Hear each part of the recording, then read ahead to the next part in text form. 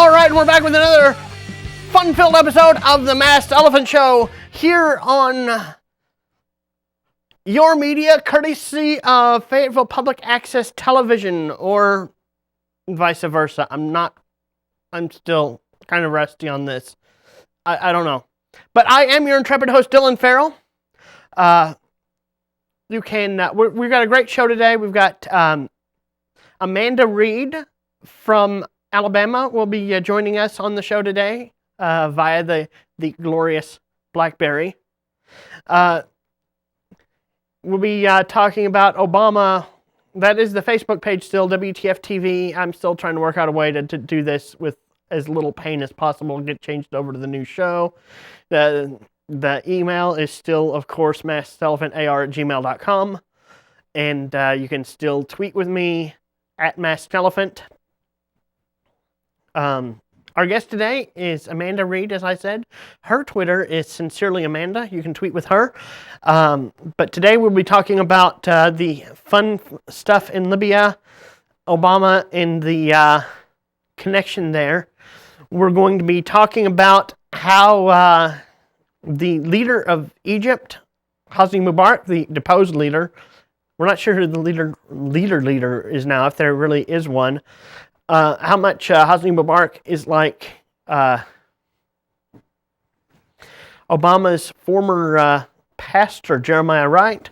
And we're also going to take a look at the real Mike Huckabee and why conservatives should run the hell away from him.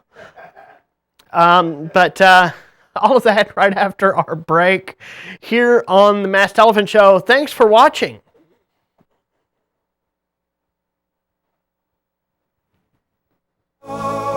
For spacious skies, for amber waves of grain, for purple mountain majesty, above the fruited plain.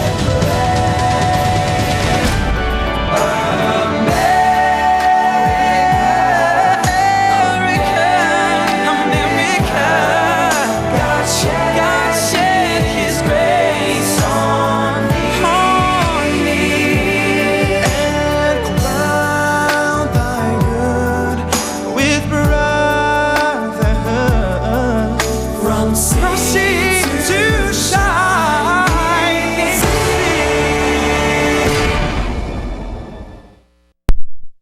I'm Kurt Warner. As a native of Cedar Rapids, Iowa, I am deeply saddened by the recent tornadoes and floods that have destroyed homes and devastated lives. You can help victims of disasters like the recent floods and tornadoes, by supporting the American Red Cross Disaster Relief Fund. This fund helps the Red Cross provide shelter, food, counseling, and other assistance to victims of thousands of disasters each year. To find out how you can help, call 1-800-HELP-NOW or visit redcross.org today. Thank you. Your time is gonna come. Your time is gonna come.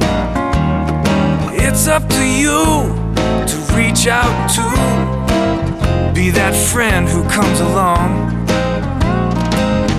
Your day is gonna come. When you make a friend, you make a difference. Your day is gonna come.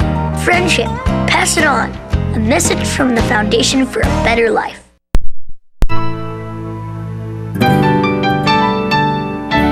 We didn't have much to give then. The thin crop left us with hardly enough apples to fill the stand.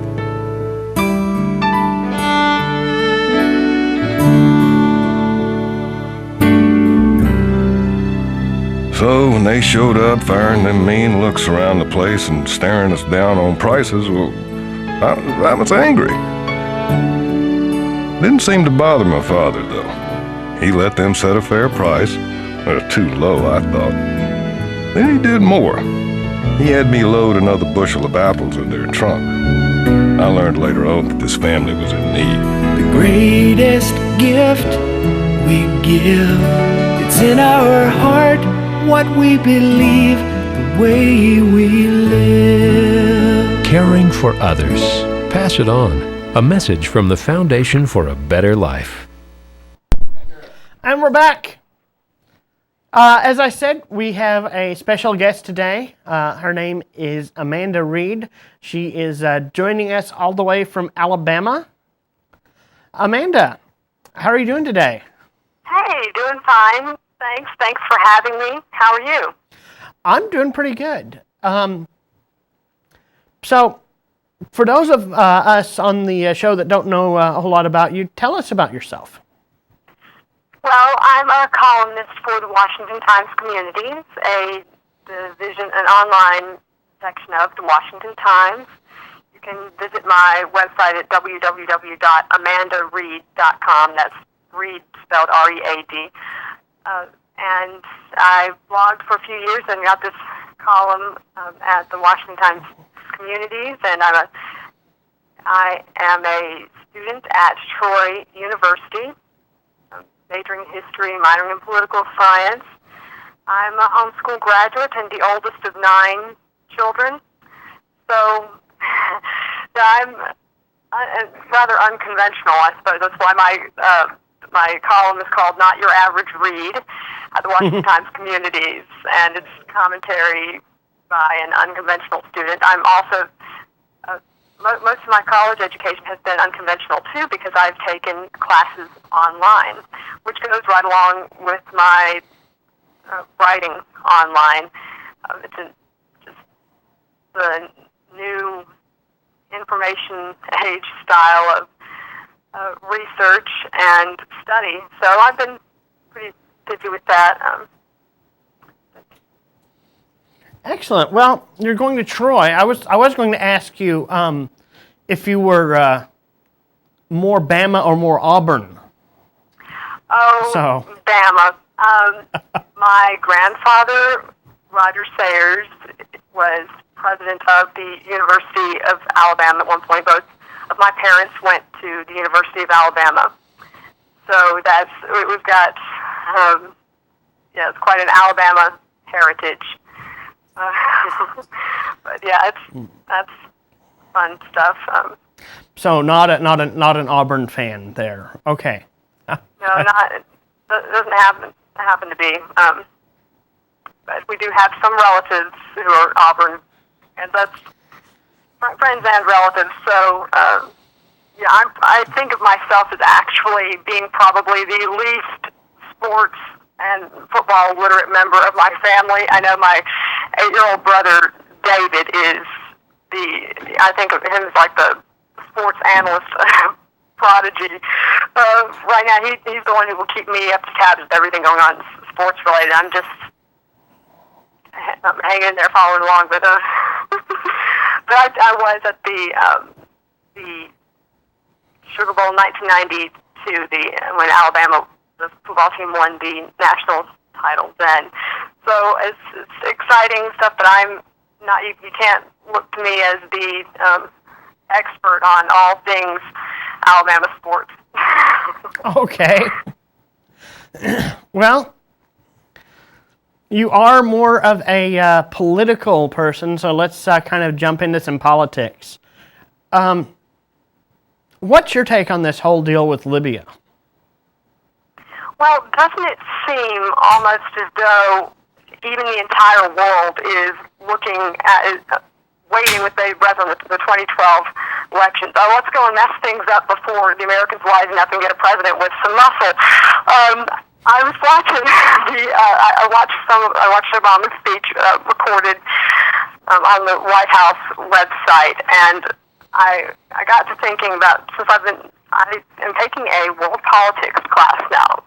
Can't do that at Troy University, and for my political science minor in political science, I've come to define as the study of people trying to solve problems by creating more problems and failing miserably.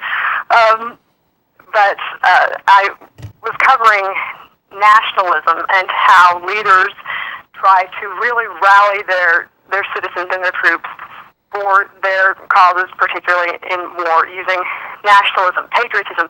And I got the impression watching Obama's speech that he really was trying to stir up the American sentiments that we need to go and defend our values. This is something that's really in our interest, but something fell flat there. I'm not seeing the connection to seeing how Libya is really a vital battleground for the values.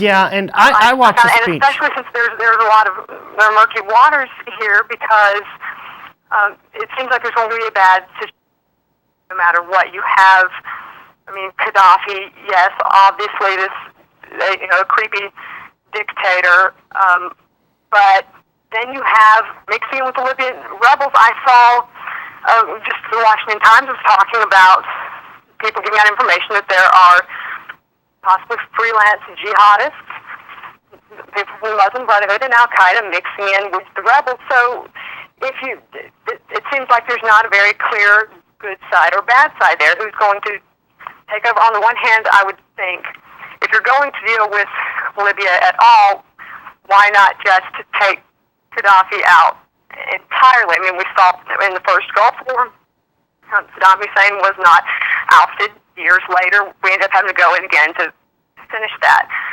But then at the same time, you're wondering, well, who is actually going to end up taking over? Gaddafi, is not like you're going to expect him to actually, I don't expect him to be someone who's going to easily step down peacefully. These guys in power really change. These tyrants change. Here's the guy with his pet cheetahs and virgin female bodyguards. I don't see how really, either way, I'm not seeing a clear mission there. You feel a sympathy, of course, for the Libyan people who are being having to deal with this oppression. You feel like since we could technically help them when they're having to endure things like losing their water and electricity and being tracked down by Gaddafi's forces. But then what is this really going to mean on a larger scale? Who are you going to put in power afterwards? Are we fighting alongside the Muslim Brotherhood and Al-Qaeda? Yeah, there are a lot of questions. And to your point about the Gaddafi, and I'm sorry, but Gaddafi, doesn't he kind of look like the love child of Carrot Top and Joy Behar? And Scar from The Lion King. Yeah, he's a very eccentric, odd individual. It's not like you can really say anything positive about him. He doesn't want he might not want the Muslim Brotherhood in power, but he himself is a Muslim, and this is just, it's almost like, you've got the one crazy force to stop the other crazy force, but you don't really want either of them in power. And none of them like us a whole lot. Exactly. And I don't see how, I got the impression, at least, when people complain about, I noticed already in my world politics textbook, they've already got it set in stone history that George W. Bush, his invasion of Iraq was based on false premises, and that there was a mistake and all, and that now America became this terribly unpopular country, not really liked by anyone. But I can say, I get the impression that President Bush was someone who was feared by our enemies, at least. They saw, Gaddafi even for a while seemed to be kept at bay when he saw what happened to Saddam Hussein. But right, we invaded Iraq, and he said, "Oh, I've got some weapons of mass destruction for a year. Take them. Don't invade me." Pardon? Gaddafi, when we invaded Iraq, was like, "Oh wait, I've got some weapons of mass destruction here. Here, take them. Don't invade me." And then, and didn't we hear supposedly from the WikiLeaks scenario, there was information that some weapons of mass destruction had been moved, yellow cakes, that was found. So that it's not entirely, you can't say that was entirely on a false premise, but